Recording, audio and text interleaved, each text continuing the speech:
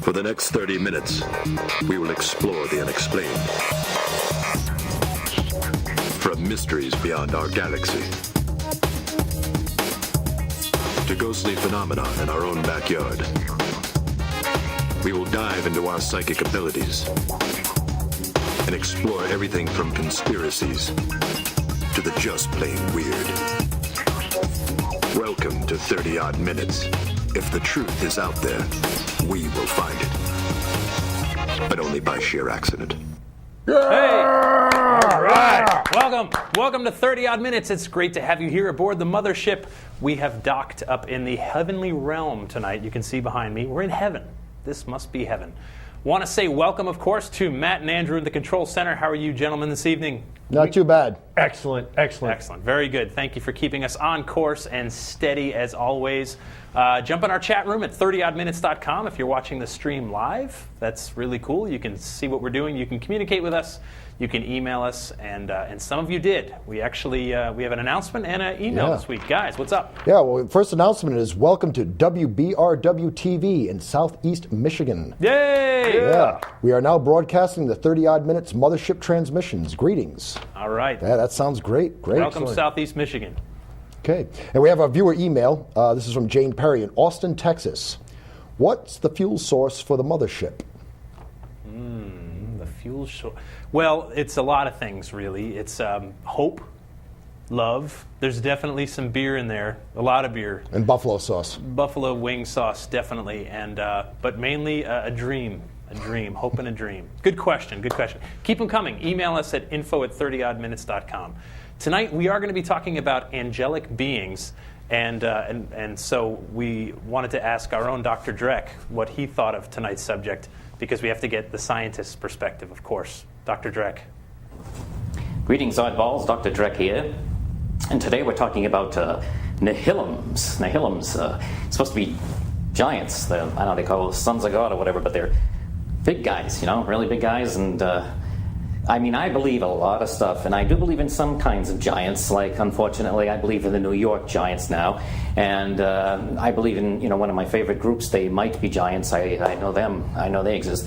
But giants, the real big guys. I don't know. I have a hard time buying that, even if it was on sale. And if to prove that there's giants to me, I would need something really concrete. Okay, I believe in giants now, but I also believe that for every drop of rain that falls, a flower grows. Waiter, check please. Oh, man, he's got a hard time down in the lab, doesn't he? Yeah, poor guy, man. We got to let that guy out for sun more. And we got to tell him how to pronounce Nephilim. Nephilim. He was butchered it there in the beginning. Dr. Dreck, we love you dearly. Thank you so much. All right, tonight we are going to get biblical. It's a little bit of churching tonight. In the book of Genesis, the Bible states there were giants in the earth in those days, and also afterwards. These giants were called the Nephilim, the offspring of God, and they go by lots of other names, and we'll get to that. Some believe they were actually ancient aliens. Others say no, they were indeed human-like creatures who walk the earth with us. During tonight's mission, we're going to talk all about these creatures, where they show up in the Bible, and we'll ask, are they still around today? Our guest tonight is the author of the new book, The Rise and Fall of the Nephilim. He's a former seminarian, and he's the founder and publisher of Intrepid Magazine. Please welcome, live from Wisconsin, Scott Roberts. Hey! How are you, guys, sir? Thanks for having me. Hey, Scott, it's great to have you back. It's been a while. You were with us in the first few months of when we were just getting off the ground, and so it's good to have you back. Well, thanks for having me back. It's fun. All right, let's start at the very beginning. For those who don't know, can you give us a quick crash course? Who were the Nephilim? Yes, the Nephilim. They are sourced in the Old Testament book of Genesis, and some of the apocryphal books mention them. The book of Jasher, the book of Jubilees, the book of Enoch, which is one of the apocryphal books booted out of the Bible by Constantine's councils. And this is why I chose to stick with the biblical topic, is that is actually the source point of the word itself, Nephilim. It's a Hebrew word. Nephal is the root word, and it means to fall, to come down, to descend, to leave one's estate for another. And the im is a plural suffix put on, so Nephilim just simply pluralizes it. Okay. And so, so these creatures, giants, by all description, giant human. Well, now that's interesting because there was a mistranslation early on that translated Nephilim as giants, and it doesn't mean giants. However, there's a bit of contradiction there too, because a lot of the giants mentioned in the Old Testament were also said to be the children of Anak, the children of the Nephilim. So while the word itself does not mean giants, they were of larger stature. There was one in particular, Goliath, who everybody is familiar with. We've heard of He and Goliath. his three brothers were said to be of the children of Anak, the sons of the Nephilim. Let's talk about David and Goliath real quick. We have a little picture here. It's a story I think a lot of us are familiar with. David slew Goliath, the giant. Talk to us. I mean, you know, the Bible references this giant creature. Was Goliath a Nephilim, or was he the son of a Nephilim? Well, it's interesting. They say Goliath came from the city of Gath, and there are other references in the Old Testament, not in the David account, but in other references, it talks about his having three other brothers, and that they were all the Nephilim. And according to the scripture, he measures to be about 6 cubits in a span. It's what it says. Nobody knows exactly what a cubit was, but it's roughly 9'2", 9'3" tall. And so he was a big guy. I've heard all kinds of theories that Goliath had giantus or giantitis or whatever that's called exactly. And that's not true, though, because he's mentioned as being a warrior, and a warrior from his youth. Most people who have that bone disease, that giantitis, they have brittle bones, and they get weaker and weaker as they grow older. This is a mature man who was a warrior and calling out people to fight with him. So it's pretty evident in the scripture that he was not afflicted by some disease, and he is called definitely, though, one of the Nephilim. Now, where else do the Nephilim come up in the Bible? We know the story of David and Goliath. Where else do they pop up, and what other parts of the scriptures? Well, obviously, you find them in Genesis chapter 6. We all learned, if you went to church or went to synagogue, you all learned about Noah and the ark, and the story of Noah and the ark. But in all the time I ever learned about Noah and the ark, nobody ever taught us in Sunday school, in church, in Bible college, or even in seminary, did anybody ever, for me, link the Nephilim to the flood of Noah, when in actuality the account of the Nephilim in Genesis chapter 6 is the preamble to the flood. And what we learned about the flood was being imposed by God as a judgment on the earth because of the wickedness of mankind, and that Noah was the only righteous man left, and therefore he was saved. And then, of course, the whole animals 2x2 story.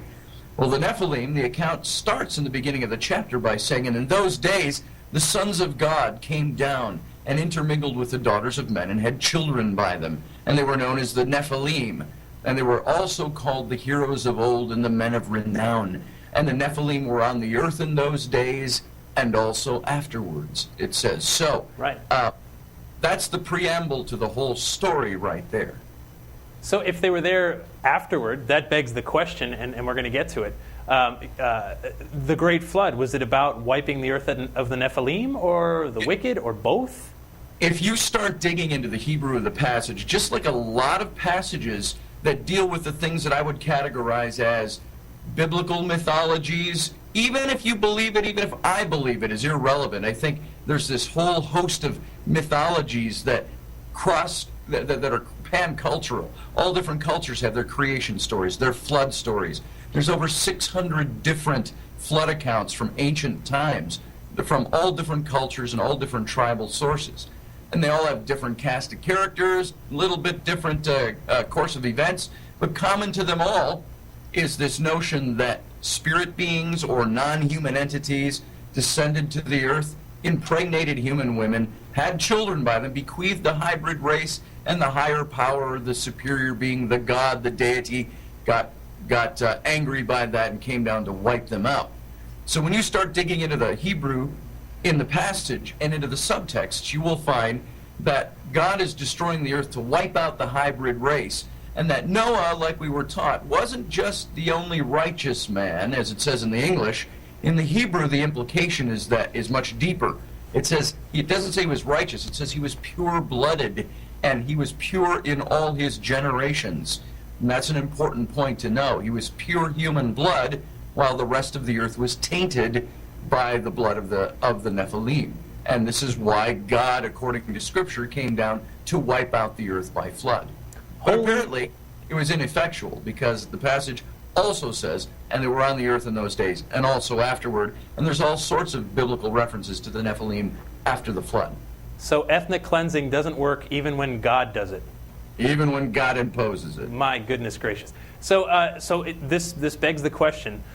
Giant humans, we've got remains of humans that have been found that are hundreds of thousands of years old, tens of thousands of years old. Are there any archaeological remains that have turned up where you say, whoa, this is a big humanoid that's out of place?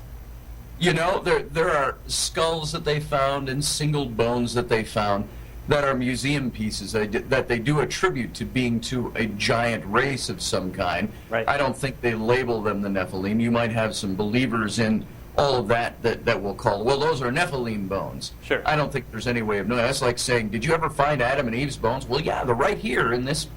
It's not going to exist. You're not going to be able to find it. There's all kinds of photos out there that you will find on the internet of all these digs, and oh my God, we were digging a sewer when we ran across this 25-foot giant skeleton. And they've got pictures of all these Arab workers with shovels all smiling, and they're standing next to the skull that's as big as their bodies. And the problem with those is they're all manipulated. There it is. There it is. Yeah. And an interesting part, you can almost see the line on the top where you can't even see the other arm and the other side. It's cut. You blow that picture up in Photoshop and you can find tampering. So right. They're all hoaxes, pretty much, all those photographs that they have. Sure. No, fair, and those things will always turn up, but they become part of the discussion, and that's what's so interesting. Sure, when you're talking about anything unusual, even the hoaxes becme part of the discussion. It's like flying saucer pictures and the whole UFO enigma. Right. You're going to find all kinds of pictures, and a very small percentage of them being real. Right. So we're not sure about the bones, but we did get a question earlier today. Andrew, please read away. Okay, it says, some people think that certain humans still exist that have Nephilim DNA or blood in them. What are your beliefs, thoughts on this? Dr. McGeorge, excuse me. Dr. McGeorge, right, good question. Do we have any DNA? Do you think there's any DNA evidence still surviving? You know what they do have, and I haven't researched big into the whole RH factor and the DNA factor. I do know this, and this is in answering this question. There was one time when it was said that we were about 90 to 92% of our DNA matched primate DNA, meaning our closest cousins like the chimpanzee, which was one of the foundations for establishing the whole human ascendancy, evolutionary ascendancy. Now, in recent years, like the last 6 years, they have found that the DNA between humans and primates has dropped to about 67%. And I think I'm within a 1 or 2% on that number. The only problem with that making us primates is that we share about 67% of our DNA with almost every form of life on the planet.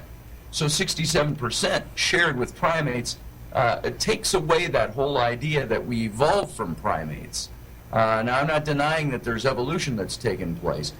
Now, they have found, as early as the 1950s, they were working on DNA, and there were particles of DNA, however you divide that up, I'm no scientist. Yeah. But DNA, they found that there were strains of DNA in some humans that weren't present in any other life form on the planet. And so they labeled that alien DNA, or that's where the theories at least began, that there were at least something that some human beings on the planet have DNA that is not shared by anything else on the planet. Now this is where we can get all kinds of crazy theories, right? And we've done shows in the past on ancient aliens, and this is where the ancient alien people jump in and say, this is proof. Those giants weren't giants; they were extraterrestrials. They came here. There was breeding with humans, etc., etc. Do you think that's possible? Is that in the realm, or do you lean more toward no, some other kind of being that God put here? my study on this was originally to go into the theology of the Bible and find out what these beings were, because I was never given a really good answer, even as high up as seminary in my education. So I wanted to find out. Now, as far as the alien DNA goes, I think it takes as much faith to believe God created people as aliens came and seeded the planet. The only reason I think that's appealing to some people is they want to deny that there was a deity involved or some creative force. Now, I say even in my book, I haven't gone all the way over to the ancient alien camp yet, but I present the theories that are there, or at least the research that's there. There's a lot of evidence. Now, you know, with all of your experience, you can look at the paranormal and ghost hunting and investigations and things like that, and you can say, there is a ton of evidence out there, but it's what people in the community or in the field would call evidence. People outside might say that's not really evidence. So there's heaps of evidence that says there is extraterrestrial interference in humanity. Sure. But an archaeologist or a scientist or an anthropologist will poo-poo that and say, no, that isn't so. That's just human beings. Right. So you don't know for sure. That's true. And stuff comes up all the time, and it makes us scratch our head. And it's probably why we explore these topics. We don't have the answers, and we want them. And sometimes these things go viral and make the news, like this week's news clip. Take a look. For some time now, people from around the world have been reporting an aerial phenomenon that sounds like great booming horns. At times, these sounds are said to be loud enough to vibrate walls and windows and have left witnesses and animals shaken. There have been several videos posted on the internet which capture these disturbing sounds. This video was shot January 12, 2012 in Conklin, Alberta, Canada. Take a listen.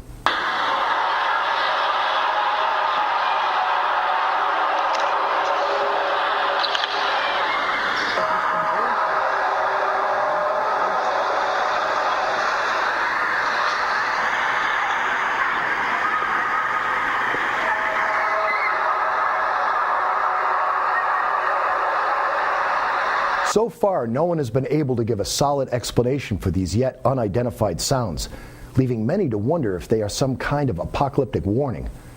The list of theories also include extraterrestrial communication and the controversial High-Frequency Active Auroral Research Program, or HAARP project, funded by the United States Air Force and Navy, while others believe there is a more mundane explanation. Back to you, Jeff. Thank you, Andrew. Way to get to the bottom of the story. All right. These weird sounds, that's not the only video to turn up. Harmonic convergence, let me ask Matt Moniz first. Matt, what do you think when you first heard that video clip? When I first heard that video clip, to me, especially working with sound equipment for a number of years with bands and being a scientist, first thing I thought of is a type of harmonic resonance coming from basically gravitational forces interacting with the atmosphere. That's my theory. Okay. Because we are now crossing the ecliptic plane, and gravitation is in waves. And when you have waves, you'll have vibration. So you think it's just the Earth vibrating, making sound waves that sound like... A combination between the Earth and the Sun, yes. Okay. Andrew? Well, it doesn't sound like good vibrations, that's all I can say. All right, Scotty. When you heard that, what were you thinking? Trumpet of David? What was the? There's all kinds of anomalies that we come across, and it seems like every generation has its score of different kinds of anomalies like this. I guess on these things because when it comes down to it, I have no clue what it is. I've read other people's writings on this and posts on it. You go to any kind of site that has a blog attached to it, and 95% of your people are like, oh, Jesus is coming, and it's the trump of God, and things like that. And I don't mean to mock them. I don't mean to mock the faith. Yeah. I mock the people that come out and go, you might as well, start dressing in black and sell all your possessions if that's what you believe. I don't think it's the trump of God. I think it's something natural. As with a lot of things, I think there are natural conclusions that you can draw off of things. I tend to think it might have something to do with the whole magnetism of the Earth. You saw last year all the flocks of birds dropping dead, the schooling fish washing up on shore. There were, as far as I was concerned, it had something to do with the magnetism of the Earth. vortices being created because the magnetism of the Earth might be breaking down in areas. And the magnetite in migrating animals' brains just short-circuited their nervous systems. Right. Is that connected to what we're seeing with these sounds? No idea. Yeah. But it's just as plausible a guess for me as anything else. Sure. You have to talk to somebody who's a resonance specialist, which I am not. So we look for meaning in anything natural. We look for meaning in birds dropping out of the sky. We look for meaning when weird mildew stains show up on windows and someone says it's the Virgin Mary, you know? Yeah. To some person it says, no, that's literally a sign from God, and someone else says it's mildew. It's just spread over months. And I guess they're both right in a way, right? For one person, that's an affirmation of their faith. So, you know, but through time, getting back to the Nephilim, let's talk about a place like Mount Hermon, located on the 33rd parallel. Here it is, the Golan Heights region around Israel, Syria. This is where they said this is where the Watchers descended to the earth. So what do you think they meant by that? The book of Genesis, Moses, who I believe authored the book of Genesis, I don't think there's any reason to doubt that. It's tradition, but I think he wrote the book of Genesis. Doesn't mention where they came down. He doesn't mention a lot of details. He covers the whole account of the Nephilim almost as an aside or a mention as the preamble to the flood. You start going into books like Enoch, which were booted out of the Bible by guys like Constantine and his Council of Nicaea and other councils, where they eradicated certain books from the Bible because they couldn't get unanimity on whether or not they were scriptural. You will find in that book, Enoch says that the Watchers, who are the sons of God, mentioned in Genesis, or the Hebrew calls them the Bene Ha-Elohim, when they came down, they touched down onto the slopes of Mount Hermon. And it says that there were 200 of them gathered there, and they made this pact to go in amongst human women. And that Mount Hermon was the place that this took place.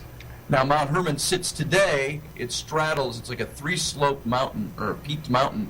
It straddles the Golan Heights, Syria to Lebanon and northern Israel.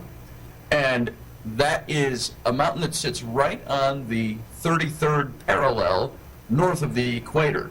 Now, if you want to look at coincidences and geoglobal coincidences and things like that, this is an interesting point. Now, I don't know exactly what it means, but something they've been finding out in recent years is all these old ancient sacred sites dotted around the globe all seem to connect with lines. They connect on opposite sides of the globe from each other. They connect through all these different ley lines and things that circumvent the globe, like a grid. Right. And there's connectivity in all of them. And Mount Hermon is no different. It's very interesting. Mount Hermon sits on the 33rd parallel north of the equator. If you trace the 33rd parallel all the way around the globe to the exact global opposite spot on the 33rd parallel, you end up at the crash site of Roswell, New Mexico. So you ask that question, what the hell does that mean? I don't know. But if you start digging deeper into the ancient alien theories and research, this would have something to do with ancient sites, sites of ancient alien significance, all lining up together. Right. Good stuff, man. Scott, we do have a question for you in our chat room. Mr. Moniz, do tell. Yes, Lithium Ion Dave wanted to know about Yetis and Bigfoots. Could they be Nephilim? Oh, that's a good question. Yeti, Bigfoot, do you think? You know, I think there's a connectivity, and I only mention them in my book. I don't even write about them, but I mention in passing. I talk about all the different cultures that have myths of large creatures, be they human, be they Bigfoots, be they Yetis, that are in all of our mythologies. You look at the even the Tuatha De Danann of the Celtic peoples. They were the giant or tall, elegant, bright, shining kings who came from the heavens. And this is their version of the Nephilim. The Bigfoot could very well have something to do with it. The connectivity, I have no idea what the connection would be. It's another one of those things that all seems to kind of tie together into the base story. Right. Now, Scott, talk to us about how you changed working on this book, spiritually speaking. You know, I mean, we talked about this a little earlier. How you found some unexpected things within yourself working on this. I did. these things had always been things that I'd questioned. I'd had a lot of questions. When I first learned about the name of God in the Old Testament, many names for God, but the one used the most, over 3,000 times, was the word Elohim, which means literally, just like Nephilim, it's got that im suffix on the end. It's a plurality. And it's not talking about the Trinity for you Trinitarians out there. It literally translates God among many gods. But it's a word that could be used singularly, it could be used plurally, depending on the context, like our word deer. So I would find things like that, and I would wonder, and kind of go, why is that there? Why is there a God of plurality here? Why am I seeing passages where God is speaking of himself in the plural? And it's not just like Queen Elizabeth going, our subjects shall bring their taxes into our feet. You know, not something like that. Right. She's not speaking in, but some of the Hebrew scholars would say, well, that's just showing the multiplicity of majesty of God. That's all it stood for. But then other places, you see the same word used God himself. In Psalm 82, he says, and I'll interchange the word God with Elohim, because this is the word that's used there. It says, God, Elohim, stood, singular, in the midst of the Elohim, plural. And he said to them, plural, you are the Elohim, plural. You are the bright shining princes of heaven. Now, it's interesting that God, Elohim, is speaking to the gods, Elohim. And there's other references many times through the Old Testament where Elohim is used in a plural as well as a singular. Right. So I started looking at all of this stuff, put this all in a little box and put it here, and I started wondering, is the faith and the theology that I learned, is that the end all and be all? You know, I grew up in a very traditional, fundamentalist, conservative Baptist setting. I shouldn't say grew up. I went to church there when I was a kid, Bible school, college, seminary, and I came out of that knowing everything. You know, there was nothing. This is it. This is the faith, the religion. Right. But when you started finding things that contradicted what we taught in theology, it was either you had in seminary, I was labeled a troublemaker only because I asked questions. And the troublemaker, sometimes it was serious, sometimes it was a professor giving me kind of a wink and a nod saying, yeah, hey, you're a troublemaker, meaning I know there's more to this and that, but we aren't teaching that here. Right. So my personal journey on this book, and I'll just cut it to the quick, and I'll say, it seemed to me when I found God in these stories, and the God that's buried in the subtext of all these scriptures, and I don't mean to offend anybody's faith or sensibilities on this. This is where I came. Yep. And I always say I haven't thrown out the baby with the bathwater yet. But I have found a God that, it's almost like it's a God who doesn't care or give a rat's bahookie about humanity. But there is the whole question of the kinsman redeemer. And if this is truly who God is, he is somebody, he's not that God of love and that God of, he's the God that's separate. He's the God that's up there. He's doing his thing with the divine counsel, with the universe. And I put a lot of meat on those bones, but for sake of brevity. Yep. But this is why I believe there was the need for that Messiah, theologically, that kinsman redeemer, the one to bring us close to God. And I believe it started as early as the Garden of Eden. And I believe, and if you have time to talk about this, we will, Cain, the son of Adam and Eve, was the first of the Nephilim. And I believe the Nephilim themselves, they're just the offspring of the Watchers, the sons of God who came down and intermingled with human women. The ones who came down, Right. it's always been said they're angels, they're not. They're members good. of the divine council. Scotty, we have run right out of time, but real quick in closing, say it. One word answer. Nephilim, just a story or the real thing? Your belief. Real thing. Love it. Scott, thanks for being with us tonight. Again, the new book is called The Rise and Fall of the Nephilim. Scott Roberts is with us. Thank you so much. Until next time, folks, please do stay odd. Yeah. All right.